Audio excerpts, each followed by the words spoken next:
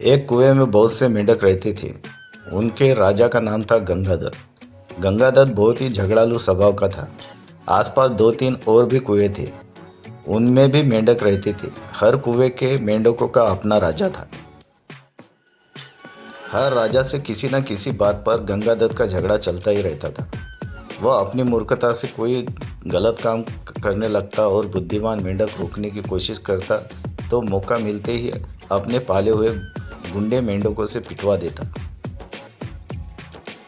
कुएं के मेंढकों के भीतर गंगाधर के प्रति रोज बढ़ता जा रहा था। घर में भी झगड़ों से चैन न था। अपनी हर मुसीबत के लिए वो दूसरों को दोष देता था। एक दिन गंगादत्त पड़ोसी मेंढक राजा से खूब झगड़ा। खूब तू मैं हुई। गंगादत्त ने अपने कुएं में आकर बताया कि पड़ोसी राजा ने उसका अपमान किया है।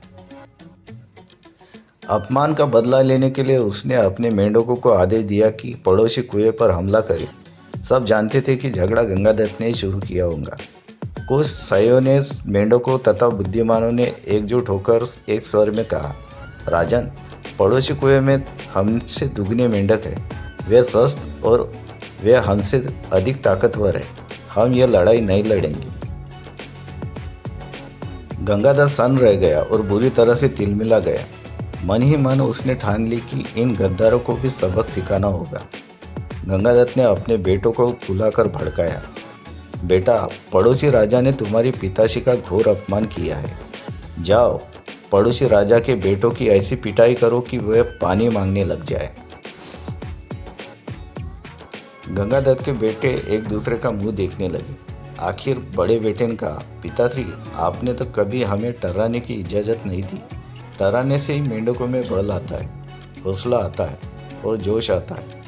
आप ही बताएं कि बिना हौसले और जोश के हम किसी की क्या पिटाई कर पाएंगे। अब गंगाधर सबसे चिढ़ गया। एक दिन वह क्रूरता से और बड़बड़ता हुआ कुएं से बाहर निकल इधर उधर घूमने लगा। उसे एक भयंकर नाग पास ही बने अपने बिल में घुसता नजर आया। उसकी आंखें चमकी। जब अपने दुश्मन बन जाए हो तो दुश्मन को अपना बनाना चाहिए। यह सोच वह बिल के पास जाकर बोला, नागदेव, मेरा प्रणाम। नागदेव फुसकारा, अरे मेंढक, मैं तुम्हारा बैरी हूँ, तुम्हें खा जाता हूँ और तू मेरे बिल के आगे आकर मुझे आवाज़ दे रहा है। गंगादत्त टर्राया, हे नाग, कभी कभी शत्रुओं से ज़्यादा अपने दुख देने लगते हैं।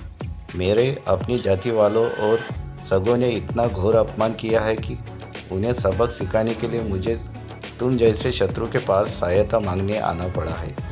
तुम मेरी दोस्ती स्वीकार करो और मज़े करो। नाग ने बिल से अपना सिर बाहर निकाला और बोला, मज़े? कैसे मज़े? गंगादत्त ने कहा, मैं तुम्हें इतने मेंढक खिलाऊंगा कि तुम मोटाते मोटाते अजगर बन जाओगे। नाग ने शंका व्यक्त की, पानी में मैं जा नहीं सकता, कैसे पकड़ूंगा मेंढक? गंगादत्त ने ताली बजाई, नाग भाई, यही तो मेरी दोस्ती तुम्हारे काम आएगी।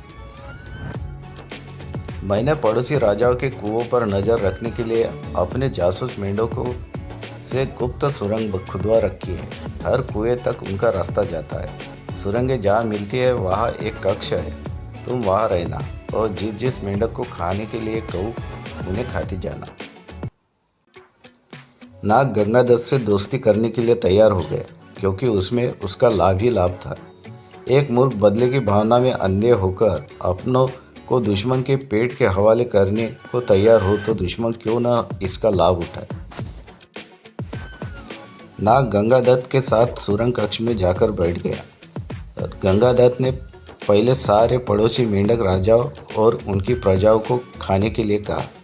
नाग कुछ सप्ताहों में सारे दूसरे कुओं के मेंढकों को सुराग के रास्ते जा जाकर खा गया। जब सब समाप्त हो गया तो नाग गंगादत्त से बोला, अब किसे खाऊं, जल्दी बता। 24 घंटे पेट फूले रखने की आदत पड़ गई है। गंगादत्त ने कहा, अब मेरे कुएं के सभी सयाने और बुद्धिमान मेंढकों को खाओ। वह खाए जा चुके तो प्रजा की बारी आई। गंगादत्त ने सोचा, प्रजा की ऐसी की तैसी हर समय कुछ न कुछ शिकायत करती रहती है। उनको खाने के बाद नाग ने खाना मांगा तो गंगादत्त बोला, नाग मित्र अब केवल मेरा कुंबा और मेरे मित्र बचे।